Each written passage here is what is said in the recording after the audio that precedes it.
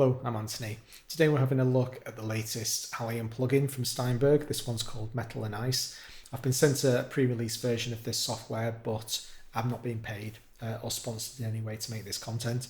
Now, as I'm sure you can imagine from the name Metal and Ice, this is all about cold, industrial, dark, brooding stuff. So we've got our kind of evolving pads.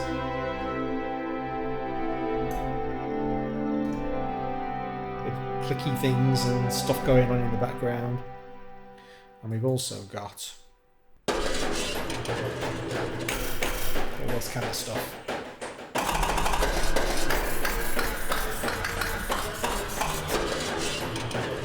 But rather than spend 20 minutes going through all the presets, I'm sure you'll be able to find those elsewhere. I want to have a look under the hood really and see how this thing works. We've got these 4 slots down at the bottom, and they're called materials. They're basically independent, like mini engines within Metal and Ice, which itself sits inside Halion. And the whole idea is to corral you or guide you to say, well, these are the best kinds of sounds that you might want to play with if you're looking for this kind of sound palette. Now, in addition to the enormous number of presets that you get right out of the box, and they sound great, you've got an awful lot of editing power as well, because it all sits on top of Halion. So if I turn 2 of these sounds off, now we're just going to hear the metal scratch sound. And if we drill into that sound and have a look at the Synth Edit tab, you can see that this is basically sat on top of Halion's granular engine. Now, the 2 primary kind of components that have been lifted out of Halion for this thing are the granular and wavetable engines, but there are also a pretty hefty number of sample-based sounds, you know, your classic long evolving sounds, but this is a granular sound. And these controls down at the bottom show you that there's an awful lot of stuff you can do with these sounds. This is all your primary basic stuff, envelopes and volumes and whatnot. You've also got independent sends, 3 sends on the send bus. We'll have a look at that shortly.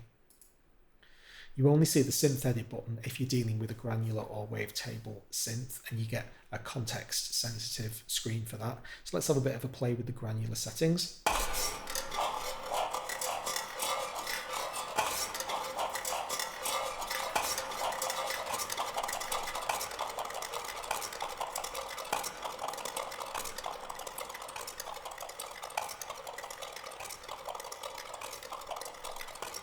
Granular synthesis is wonderful. Absolutely crazy. Take it backwards. Now, it's entirely dependent on the sample that you're playing with, what you're going to get out of the granular synthesizer. So if you had something that was a little bit more like a synth sound, you'd get a completely different set of effects. Let's try that. Go over to this empty slot over here. Now, the reason I jumped straight over to the empty slot is that all of the other stuff gets left behind, the envelopes and the filters, all of the settings, insert effects.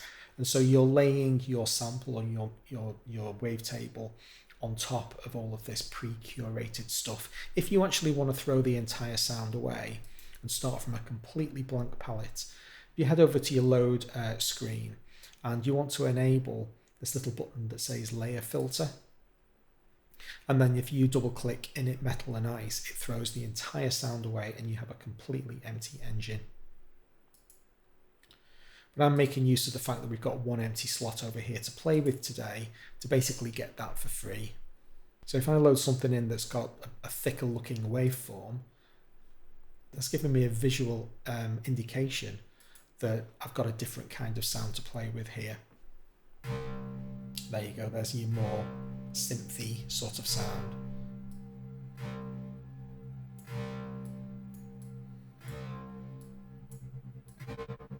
There we go. Doesn't take long messing around with granular settings to get something that's really cool.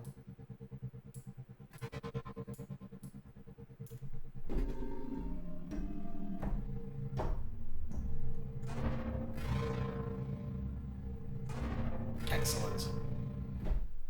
I'll leave that there and then head back over to my metal scratch sound so that they can carry on having a look at some of the other settings.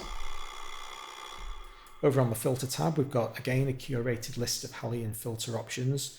So all of these lists are smaller than you would see if you were inside parent Halion. But of course, that's often a good thing, because too much choice can be kind of debilitating.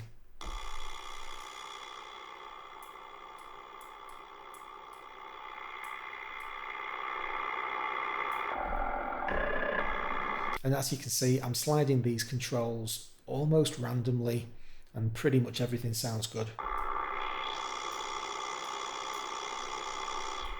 We have a list of 4 insert effects that we can add. Let's throw a flanger in. 4 kicks. Excellent. In addition to the 4 normal insert effects, you've also got a stock channel EQ, so every material has its own EQ. And then we've got 3 different motion options to choose from. We can have an LFO. Let's assign that to volume. Usually around 3 Hz gives you a decent tremolo effect.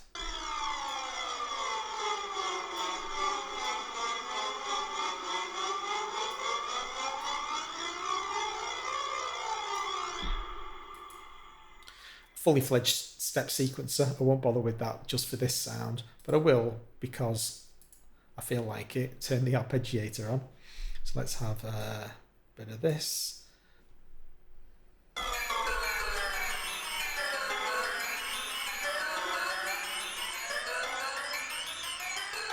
So the gate, by reducing the gate, I'm basically making each note only 17% of the length that it should be.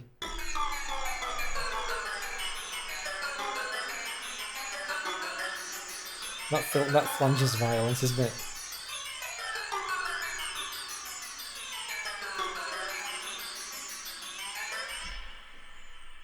So that's just one of our 4 slots that we've had to play with.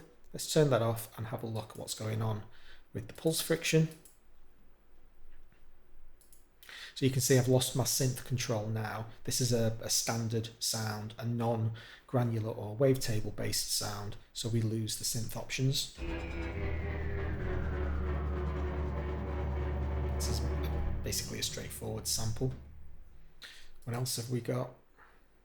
For this 3rd material slot over here, I'll turn this on. And now I'm going to load a wavetable sound in. So you can tell any wavetable sound by the fact that it's got a simple wave shape.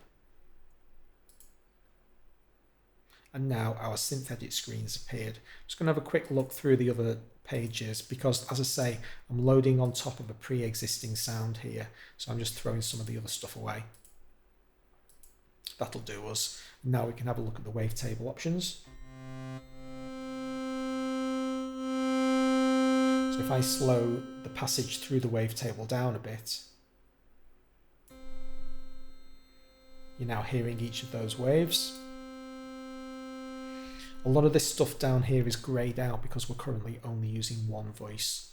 Let's turn the number of voices up and just check we've got a decent polyphony. Here we go. See, this is a mono sound. I need to turn polyphony on if I want multiple voices. Obviously, if you're building a sound from scratch, you don't do something as brutal as overwrite a sound like I did here.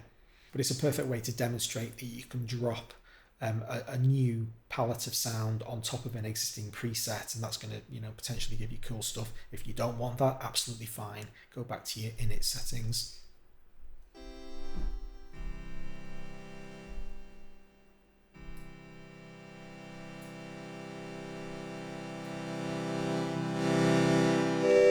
See me passing through the wavetable. Now that I've introduced multiple voices, I can introduce the concept of spread, which basically chooses different points in the wavetable to occupy those voices. And the most magical control of all for wavetable synthesis is detune. 1 or 2% of detune.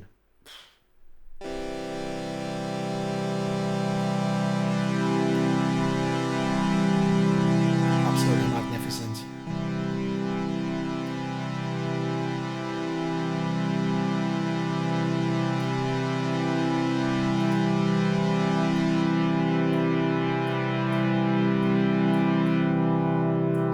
Pretty comprehensive filter envelope control over here. So we're going to have the filter come in and out more slowly.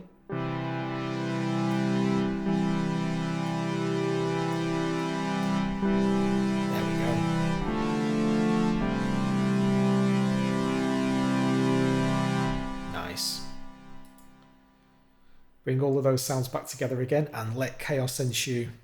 Let's see what we've got.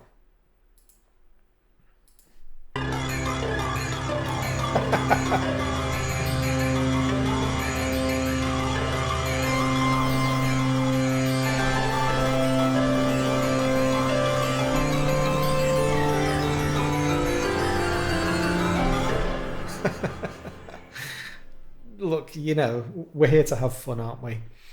Just quickly before we call it a day, comprehensive set of send and post effects. So we've got 3 curated send slots, reverb, delay and transform, and any one of the 4 materials can send any amount of signal to them. And we've got a set of post effects as well, compressors and saturators for your, basically like your mastering. Hope you've enjoyed this episode, and if you did, please hit the like button. Thanks very much for watching.